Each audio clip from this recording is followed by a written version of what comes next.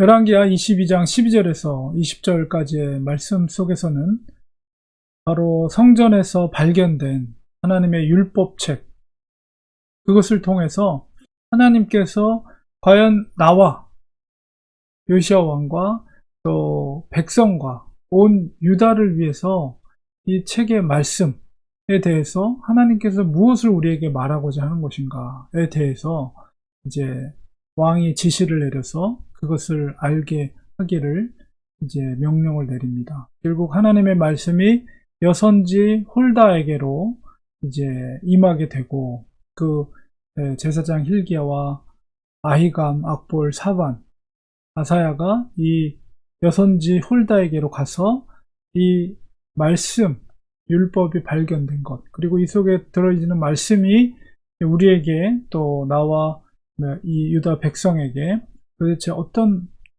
메시지를 전달하고자 하는 것인가에 대해서 묻게 될 때, 하나님은 바로 유다의 멸망에 대해서 안타깝게도 그 재앙을 예언하고 있는 것을 보게 됩니다.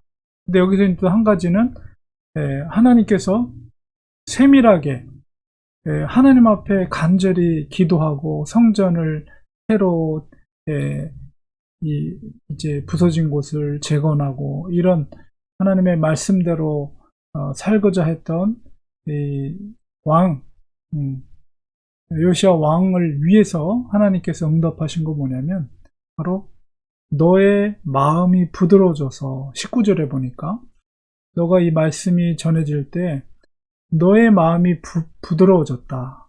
너의 마음이 연하여, 개정판에는 그렇게 번역이 되어 있었는데요. 마음이 부드러워졌다는 것은 바로 하나님 앞에 겸비한 마음으로 겸손한 마음을 가지게 되었다는 것이죠.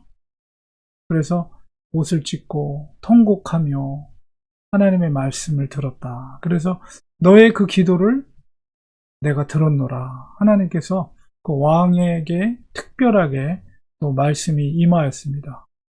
유다가 멸망하는 것은 당연하지만 너의 그 연한 마음, 너가 하나님 앞에서 겸비하게 옷을 찢으며 통회하며 자복했던 그 기도를 내가 들었다 하면서 너의 눈으로는 이 곳에 모든 내린 재앙을 내 눈으로 절대 보지 못할 것이다. 이건 뭐냐면 너가 살아있는 동안에는 내가 이 재앙을 내리지 않겠다 라는 약속의 말씀이죠.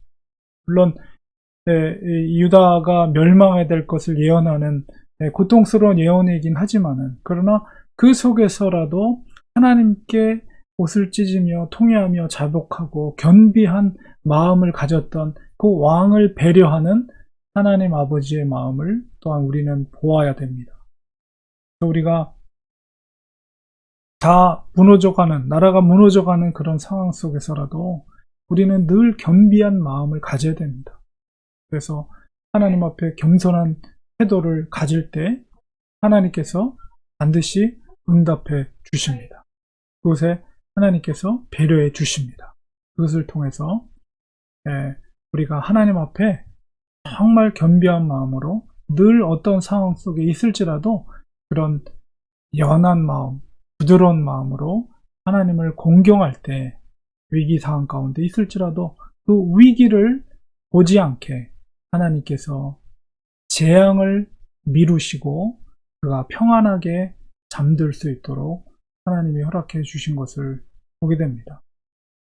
우리가 어떤 상황 가운데 있을지라도 우리가 하나님 앞에 늘 겸손한 하나님의 사람들 되기를 소망합니다. 기도하겠습니다. 하나님 아버지, 오늘 말씀을 통해서 하나님의 자비로우신, 배려하시는 그 모습을 보게 됩니다.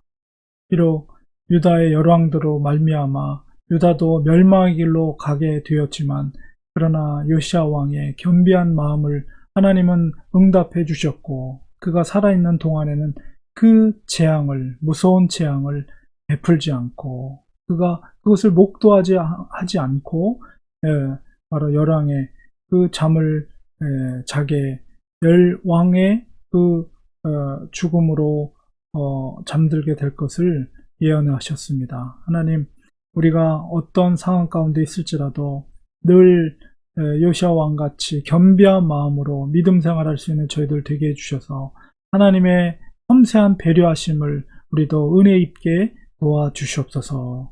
늘 우리가 어떤 상황 가운데 있을지라도 주님 앞에 정말 마음을 찢는 마음으로 애통하며 자복할 때 하나님은 그 기도를 듣고 계신다는 것을 우리가 믿고 항상 그런 믿음의 태도로 살아가는 저희들 되게 하여 주시옵소서. 예수님의 이름으로 기도합니다.